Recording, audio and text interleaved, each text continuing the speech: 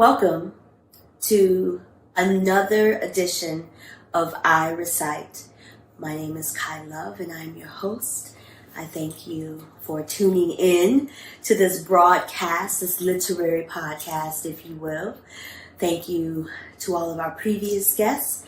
If you have not had the opportunity to view those shows, please go to the I Recite Facebook page or the I Recite YouTube page. You can even listen on the I Recite SoundCloud page. All of those episodes are there, and we've had some wonderful guests, and I think you'll enjoy them. And just like those guests, we have yet another wonderful guest for today's episode, a particular favorite guest, if you will. Of mine, anyway. I would like to introduce to you poet, writer, author, business partner. This is Savant Furlough.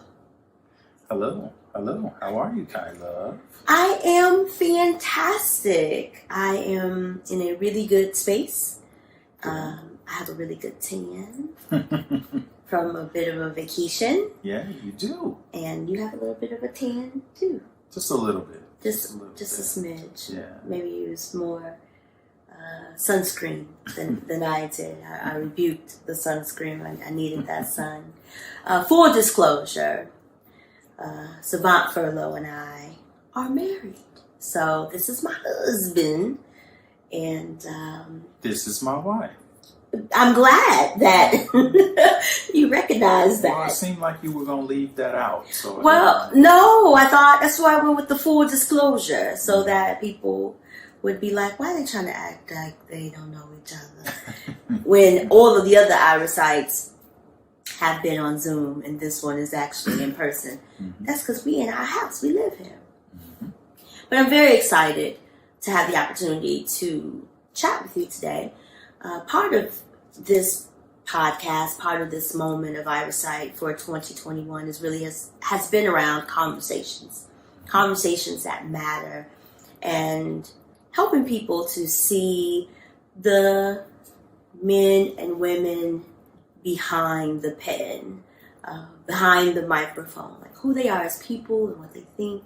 Mm-hmm. I have always been a proponent of poets being some of the greatest contributors to society, not just because of the spoken word or the written word, but our ideology and philosophy on life and theories and practice and our advocacy and all the things that we do that contribute to one being an artist of the literary sort, I think is undervalued and overlooked. And I want to do my part to bring those thoughts and feelings and conversations to the forefront. I wouldn't say the mainstream, because I don't know if I Recite is considered mainstream just yet. We not Red Table Talk level just yet, but we moving in that direction. Mm-hmm. So thank you for joining us. Thank you for having me.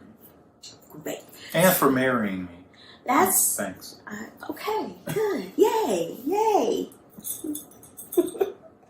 So let's get this episode started. I'm going to read from my phone today. You proudly represent the west side of Chicago and your high school, Lane Tech. I have found for most native Chicagoans this very deep and passionate connection to what side of town you live on and or neighborhood you're from, and what high school you attended. It's like braggers' rights. So shout out to Sister Latilla White,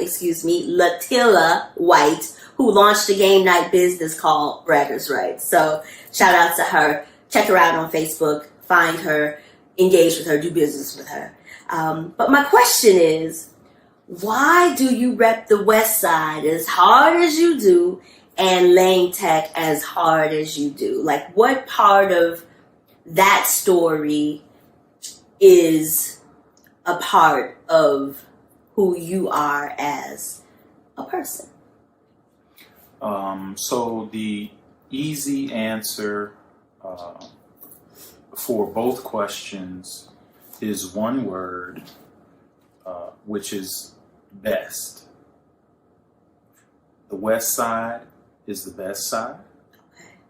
And at the time, I believed that Lane Tech was the best high school, the best public high school in the city of Chicago. Mm-hmm. So I rep the West Side because it's where I grew up. It's where I made a lot of friends. It's kind of the foundation that I grew from. Gotcha. And I think that's why a lot of people rep a certain side because there's some connection that they have to that neighborhood or that area, that there's a sense of pride. Braggers' rights. Yeah, there's a sense of pride to be able to say that, from my perspective, to be able to say that I survived growing up on the West Side is something to be proud of. There are so many who did not survive the type of environment that I was in. And it's a different story for everyone. So in no way do I want to make a generalization or speak for everyone. But for me, I represent the West Side because it's the best side, and because I grew from that side of town. Mm-hmm. Lane Tech. I represent Lane Tech as hard as I do because some of my oldest friends in the world I met at Lane Tech. A couple of those friends I actually met on the West Side first, at Theodore Herzl Elementary School. Shout out to Herzl. And they also went to Lane Tech, but I've known those guys for 30 years. Mm-hmm. And so the bond that I have with them and the friendships that have lasted almost my entire life, that is why I'm so proud to have attended Lane Tech. I'm proud to have been able to get into Lane Tech because it was selective back in the day. You have to take a test to get in there. So yeah, that's my answer. Best side, best high school. Got it. Yes. It was the Herzl Bears, right? Mm-hmm. It was. I was going to call it the Herzl Panthers. And I was like, I don't think that is correct. Yeah. No pandas. the Herzl Bears. Herzl Bears. Yeah, I don't think we had any teams, though. Like sports teams or whatever? I don't think we had any teams. But our kickball sessions were off the chain. I love kickball. Yeah, kickball was off the chain. Johnny Come Across, off the chain. Everybody had juke moves, and an all-time favorite, Off the Wall. I'm not sure if you're familiar with Off the Wall. What's Off the Wall? It's not Michael Jackson's album. I thought. You would throw a tennis ball off the wall as hard as you could, and everybody would be grouped behind you, and everybody was just trying to grab the ball to catch it as it came down, and whoever caught the ball, it was their turn to run up and throw the ball off the wall. Off the wall. I think that's called handball, because when I used to walk downtown, so this was like a young me, and this is like the Chicago Athletic Club or whatever, and they would have like these rooms, and all it would be white men throwing a ball against the wall and catching it, and it'd just be like, it was like rows and rows of it, and I'm just like, what are they doing? That was handball. Is that different than Off the Wall? Absolutely different than Off the Wall, because Off the Wall was just catch, really. Catching a rebound off of the wall. Handball, what you're describing, is a different ball that they use, and they just use their hands instead of rackets. It's almost the same as tennis. Yeah. Oh, gotcha. Almost. Yeah. Okay. Yeah. Breakthrough. Off the Wall. What was your favorite song on the Off the Wall album? I can pull it up real quick and do a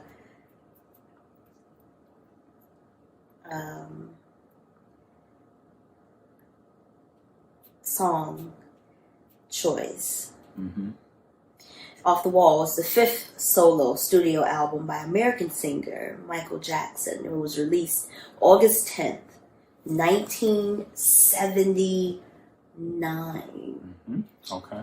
That is pretty significant to acknowledge, because that certainly was part of our time. We were alive in 1969. 79, right? 79, excuse me. Yeah. So, we was almost alive in 1969 too.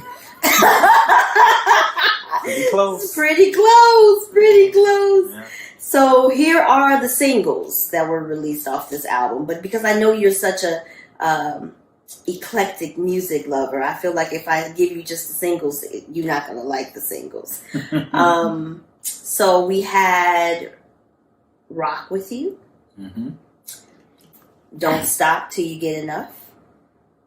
Mm-hmm. She's Out of My Life. Mm-hmm. Working Day and Night.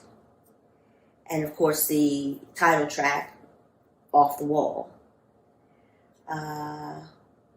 Which one? So Don't Stop Till You Get Enough, Rock With You, Off the Wall, She's Out of My Life, and then Girlfriend, which I don't recall that. So I am going to go with Rock With You, not just because of the song, but for those of you that remember the video, there's nothing better than Michael Jackson dancing next to marbles. Mm-hmm. You know, that was the early stages of music videos, and what they used to use for the effects was very, compared to how things are now. Yeah, it was very early stage, let's just say, prototypish. Yeah, so, you know, just watching that video and the cheese of Mike dancing, you know, I don't know if it was it couldn't have been green screen way back then. I mean, he had green screen money, so potentially it could have been. That's true. That's true. But just the video made me smile. But the song was a jam, you know, so I'll go with Rock With You. I wanna rock with you all night. That Off the Wall album was an amazing album. It was. I'm gonna go with, let's see, When You Living Off the Wall, when I'm off the wall, living off the wall, living off the wall. That was a good album. Good album. So, speaking of stuff that's off the wall, in the news this week has been pretty monumental, historic, one may say. We have now been advised that Juneteenth is a federal holiday. I believe that President Biden signed the bill into law, and the official name for the holiday is called Juneteenth Independence Day. And the use of Independence Day in the holiday name has a few folks upset. In fact, 14 House Republicans voted against this bill. So, let's play a little game. Okay. Can you name at least 3 of the states where those 14 Republican House members hail from and represent? There are 1, 2, 3, 4, 5, 6, 7, 8, 9, 10 different states. So 10 different states, 14 Republicans, and I believe 2 of the Republicans, well, 4 of them, 2 from each state, were from the same state. So take a guess, and name 3. Identify 3 states where those 14 Republican House members who voted against the Juneteenth Independence Day bill, where they hail from and who they represent. I'll give you one hint. One of these states is near our current state, and you spent time there, a lot of time there. Oh, that's a pretty good hint. I would say Wisconsin. Ding, ding, ding, ding! Wisconsin is definitely one of the states. 2 more. 2 more. 2 more. If I go south, I feel like if I go south, I can cover my eyes and just pick one and I might get it right. But how about Texas? Ding, ding, ding, ding! Texas. Also right. Mm-hmm. 1 more. 1 more. 1 more. Okay. I'm going to go north and say Massachusetts. No. Oh, wow. Yes. Okay. Massachusetts is, Okay. liberal enough or guilty enough. Depends on, how they feeling. No shade, Massachusetts people. I love y'all. Boston is a good place. New Edition hails from Boston. And that is enough. And that is enough for me. And that is enough right there. Okay, 1 more. So not Massachusetts.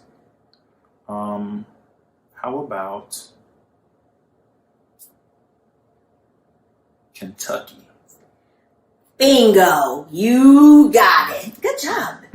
Good job on selecting those states. And it's sad, I guess, in a way, that we can pose questions like this, and there's a good chance that you're going to get a 90% or above on these. What's interesting is they voted against the bill, but did they vote against the bill because of the inclusion of the words Independence Day? Well, would be my question. A lot of them felt very strongly that July the 4th is America's Independence Day, and that if you put Independence Day in another holiday's name, that it will confuse people. Mm-hmm. Now, Juneteenth is in June. Mm-hmm. July 4th, Independence Day, is in July.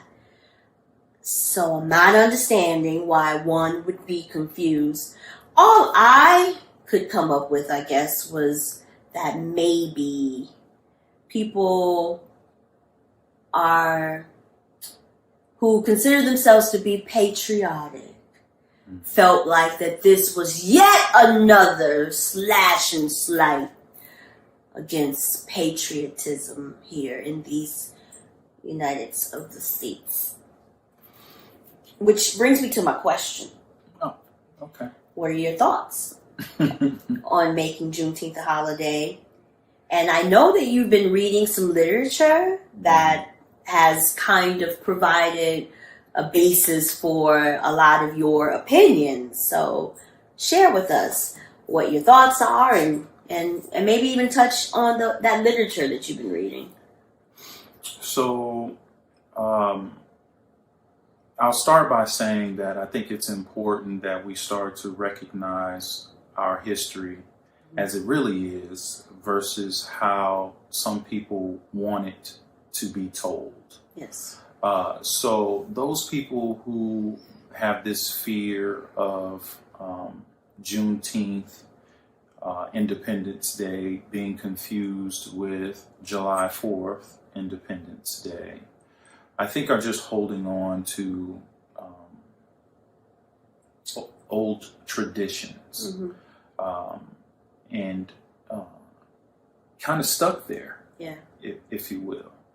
And, the whole term of being progressive is being able to move forward. And in this country, for too long, the history of us, the history of Black people in this country specifically, has not been shared. It has been hidden away in order to, protect the image of what America is supposed to be. And I'm not opposed to the idea of what America is supposed to be. Land of the free, home of the brave. However, I give a side eye to those lawmakers who aren't willing to make those sacrifices that would be necessary in order to make America what it's supposed to be. Mm-hmm. So, the literature that you spoke on, that I'm reading now, is called The Color of Law. And that book is by Richard Rothstein. And it basically just talks about segregation in America and how it was intentionally segregated by law. Mm-hmm. And, I was talking to all of my friends from Lane Tech.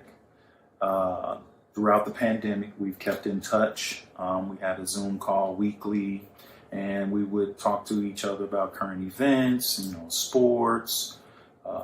And we had a conversation where we recommended certain books to one another. And someone said to read The Color of Law because it talked a lot about segregation. It talked about redlining, some concepts that I'd heard before but didn't know a whole lot about. And I wanted to learn more about it. And so far, it's pretty powerful. Mm-hmm.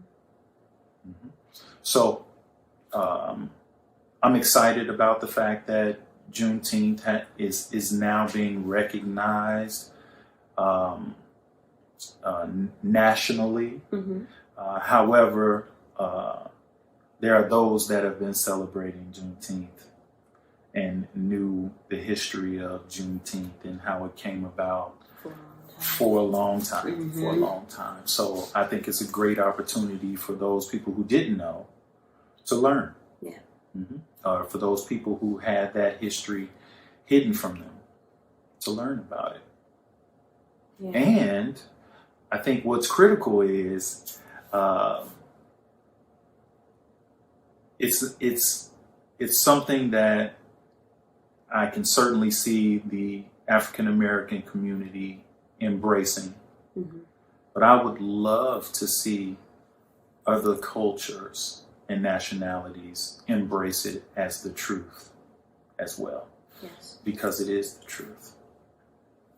Well, and it's so important too, that embracing by other cultures, because that's my concern, is that they're going to make this a Black holiday, like MLK Day is a Black holiday, and that it's not about learning and understanding why and what happened, but versus, it's just a day off of work. And there are some people who are so deeply rooted in their racism that they will work on that day specifically to show us Black people that we are not in charge of them.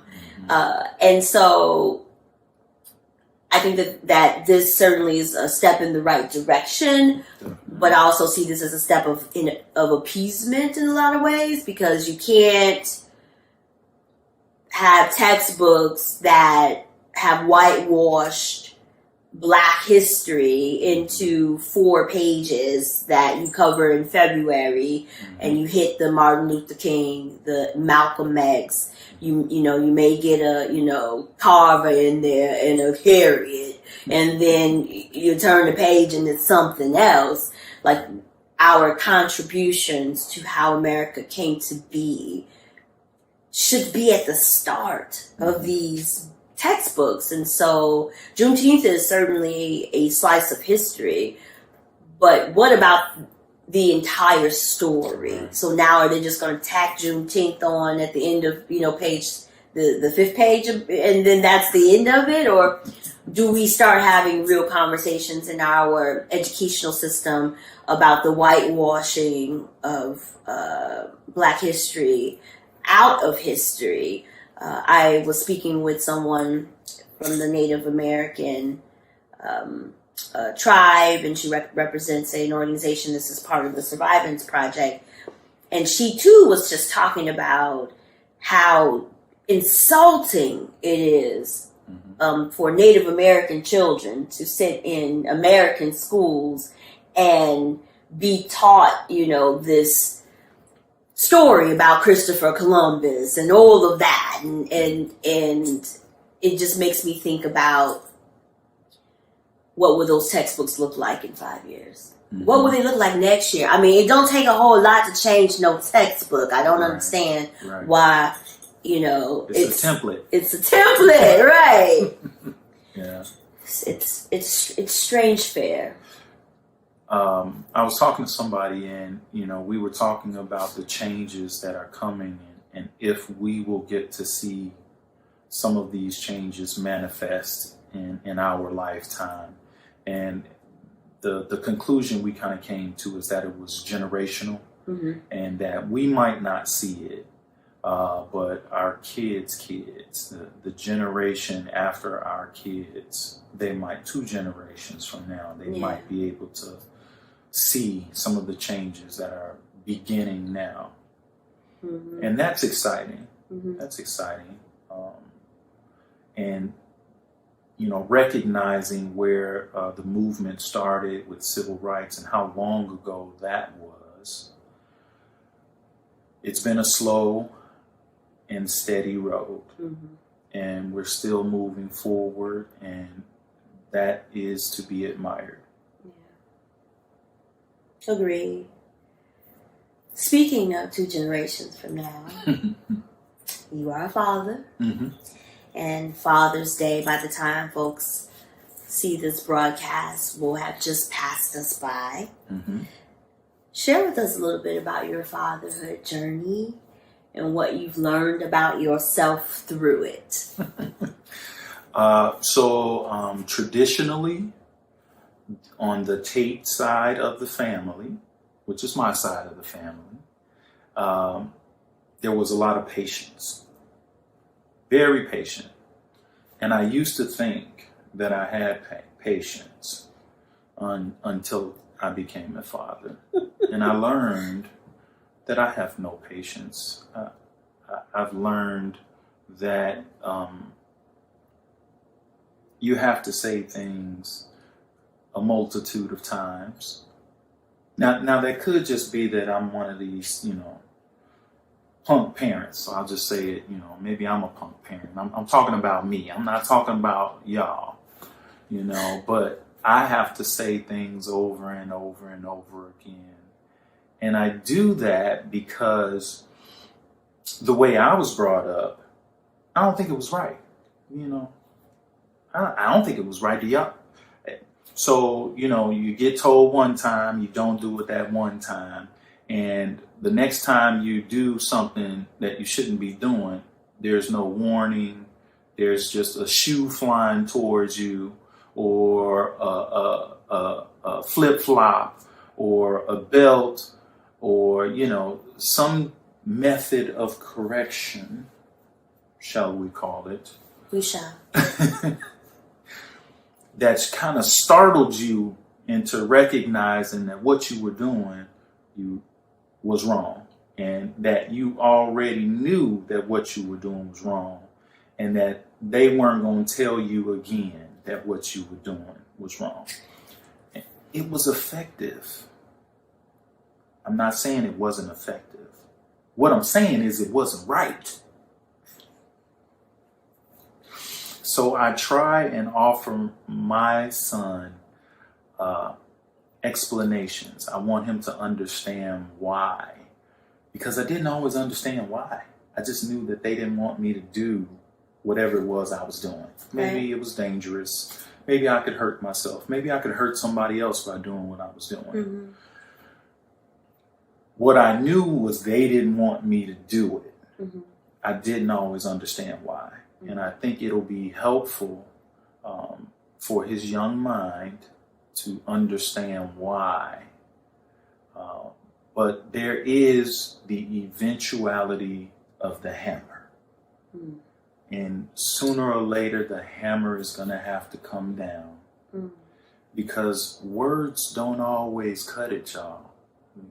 Talking. I've been talking a lot. You do talk a lot. And my patience is being tested.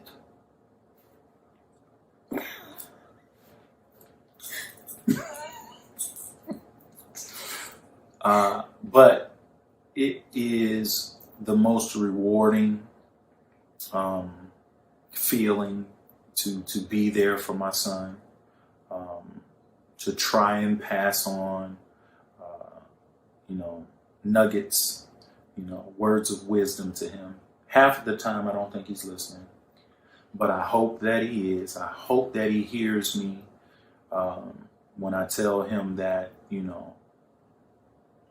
my only job is to help him, to make life easier for him than it was for me, so he doesn't fall into the same pitfalls that I fell into, Mm-hmm. Yeah, it is just a great feeling. I miss that guy. I haven't seen him in a while. So, yeah. I wasn't prepared for this journey. I know I've seen a lot of fathers read a lot of books and try to get an understanding of what to expect when their children come. And I'm not so sure that those books help, because these little things have their own personalities. Yes. And quirks and sensitivities.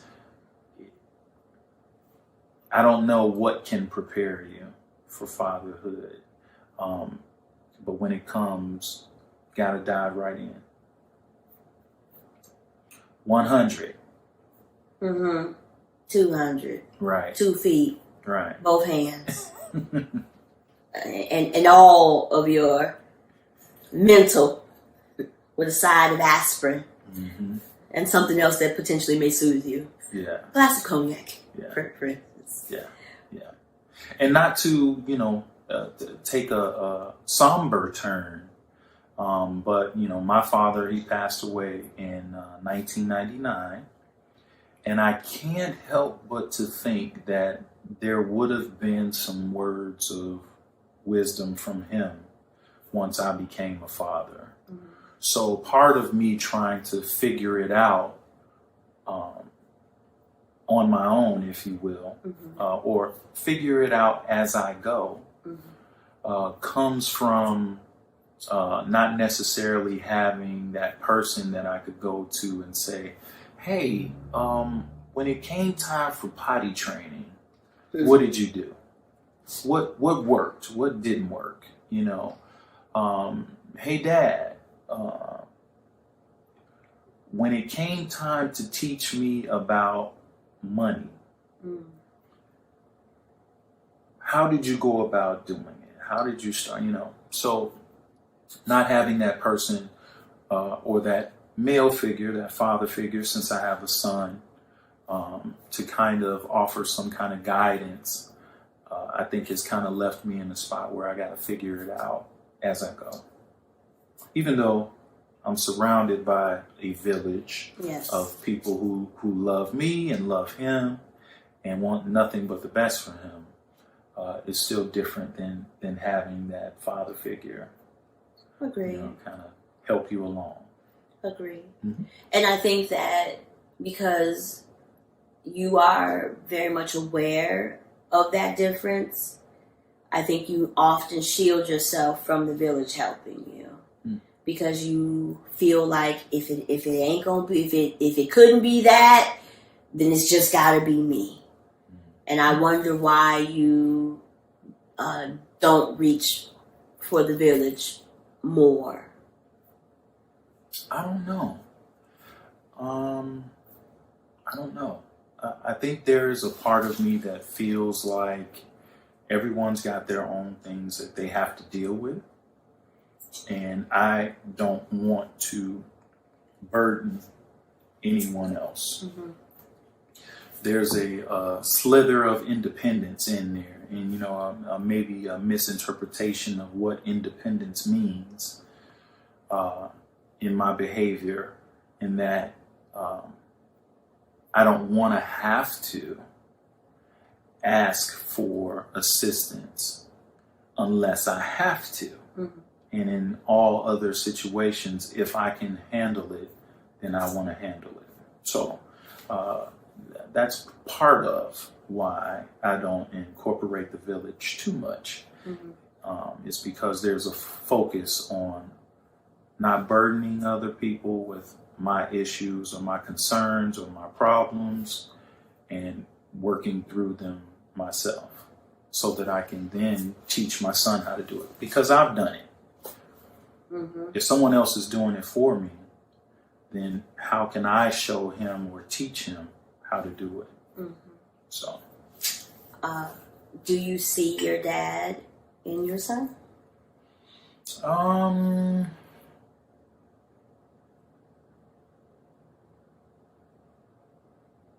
I ask the questions that stump people. Yeah, that's a good question. See, red table talk. I'm over here doing things. I see my dad in my son because, number one, we all have the same name. Mm-hmm. So it's unavoidable. Mm-hmm. It was intentional to pass it down. Mm-hmm. Almost like a royal kingship, if you will. But in his behavior, not so much.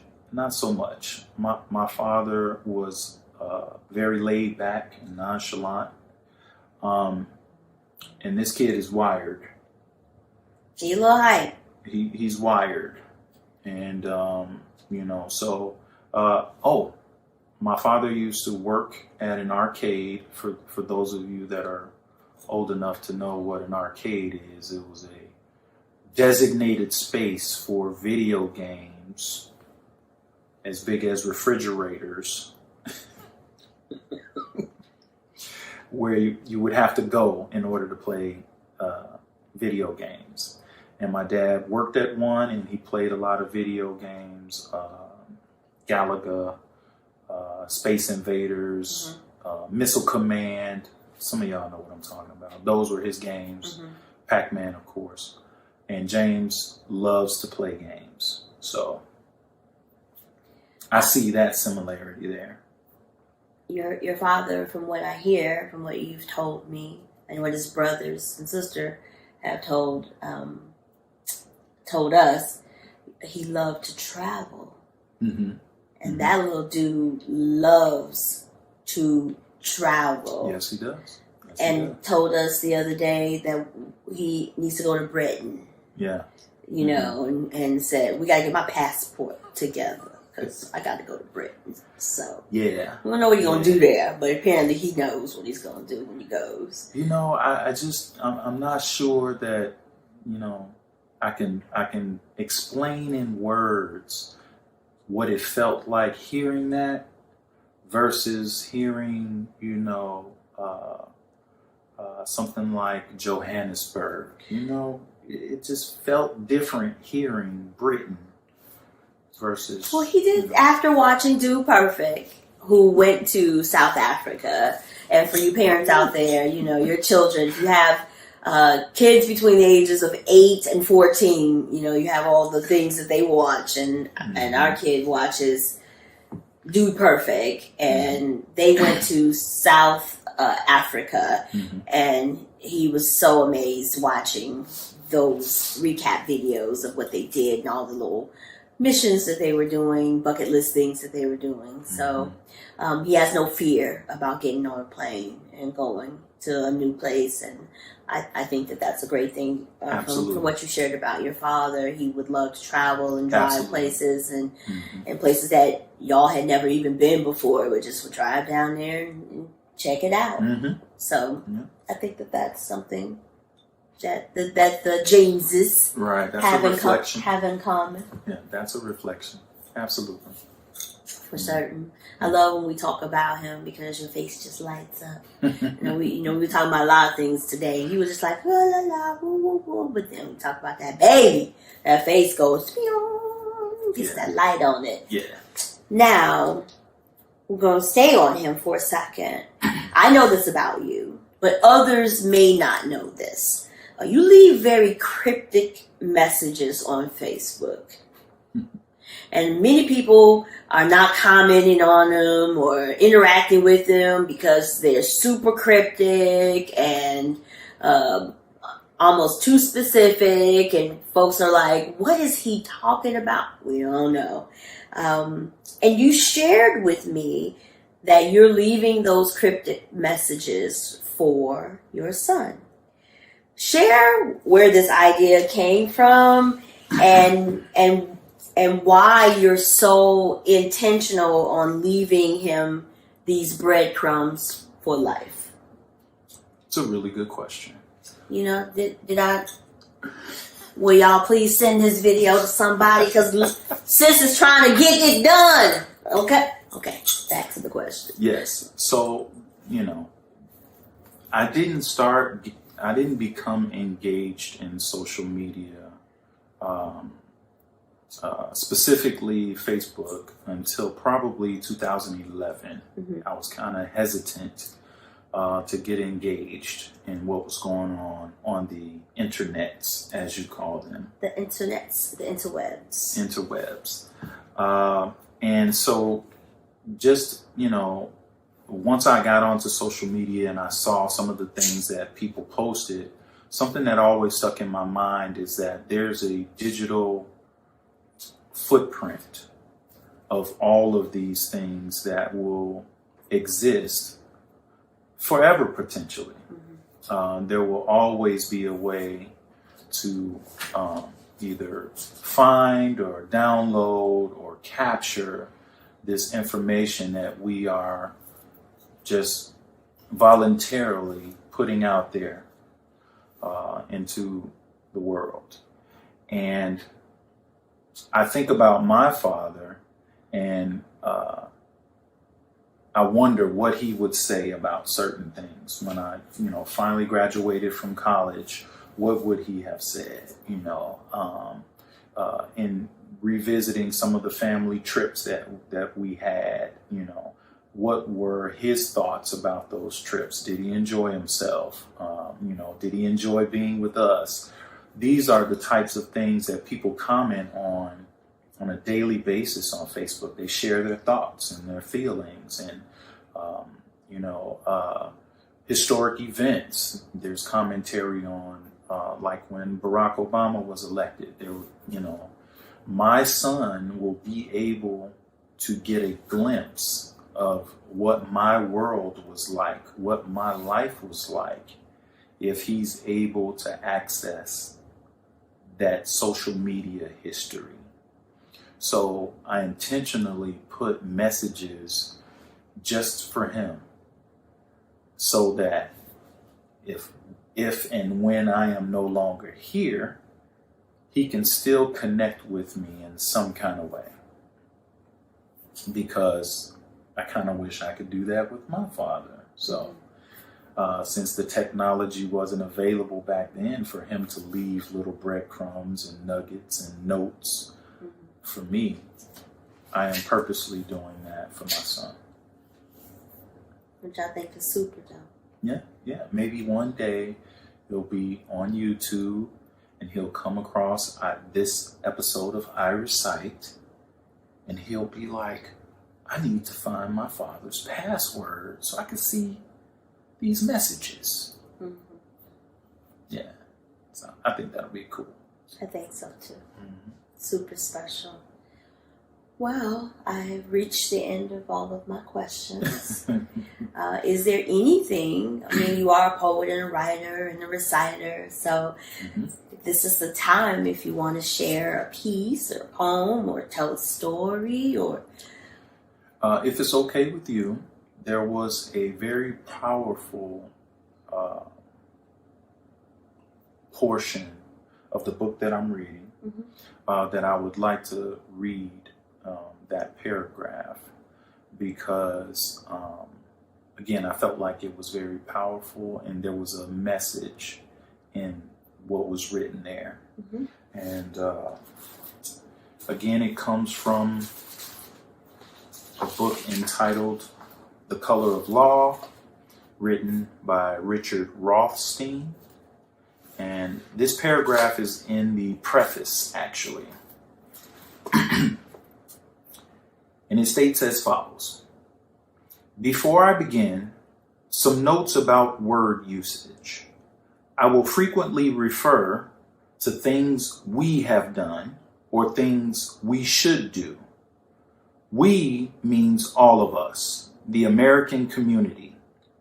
This is not a book about whites as actors and blacks as victims. As citizens in this democracy, we, all of us, white, black, Hispanic, Asian, Native American, and others, bear a collective responsibility to enforce our Constitution and to rectify past violations whose effects still endure. Few of us may be the direct descendants of those who perpetrated a segregated system or those who were its most exploited victims. African Americans cannot await rectification of past wrongs as a gift, and white Americans collectively do not owe it to African Americans to rectify them. We, all of us, owe this to ourselves. As American citizens, whatever routes we or our particular ancestors took to get to this point, we're all in this together now. And I thought that was very powerful. And the message in there is that we're all in this together. And equality isn't something that we as a people should sit back and wait to be given to us. Because there's way too many instances where that hasn't been the case. True. So it's going to take action on all of our parts in order for us to get this country to be what it was supposed to be. Do you think it will actually happen? I do. I may not see it, but I think we'll get there. And on that note, this has been yet another edition of I Recite. I am Kai Love. This is Savant Furlough. If they are looking for you on the socials, where can they find you? Savant Furlough, SAVANT, Furlough, FURLOW. You can find me on Facebook under that name and on Instagram under that name as well. And if you're looking for me, you can find me also on Facebook, Kai Love, KAILOVE. I am on the Twitter as Kai Loves You, KAILOVESU. I'm also on Instagram, just add a 2 to that, Kai Loves You 2. And you can always follow what's going on with I Recite at I Recite everywhere.